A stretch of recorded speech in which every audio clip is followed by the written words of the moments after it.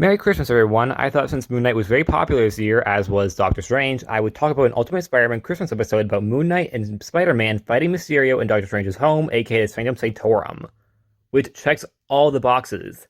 It's about Doctor Strange, it's about Moon Knight, and it's about Christmas, and Spider-Man's in there for a bonus because I love Spider-Man.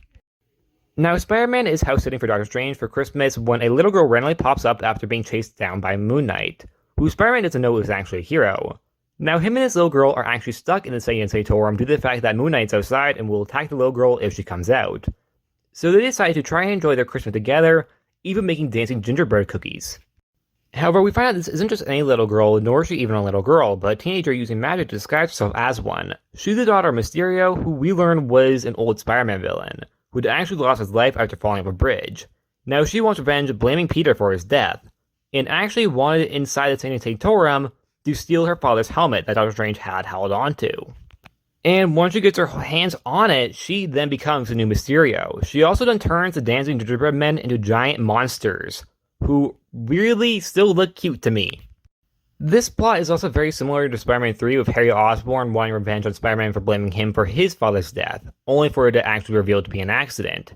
In fact, it even gets even more similar as the episode goes on, because the new Mysterio actually gets redeemed. Just like how Harry was. This time around, Spider-Man and Moon Knight have to team up, which also has to do with Spider-Man talking to Moon Knight, trying to prevent him from outright murdering the new Mysterio, which is kind of funny to me, I'm not gonna lie. He does this by pretending to talk to the moon, which also really funny. But they do luckily manage to prove Spider-Man isn't to blame when the first Mysterio's ghost explains what happened to his daughter, who then decides to move on. And she does later appear in the series that in the finale as a part of the new generation of heroes, with Spider-Woman, Vulture, and Rhino. Yes, 3 out of 4 of the new generation of heroes were once villains, which doesn't get mentioned, but I do like the idea of showing redemption, because Rhino, Vulture, and Mysterio all were redeemed. Spider-Woman technically also was, because at one point she was the Carnage Queen. Also, this is not Jessica Drew, but it's actually Mary Jane Watson. I don't know, the show decided to randomly make Mary Jane Spider-Woman. I have mixed feelings on that, but that's for another time.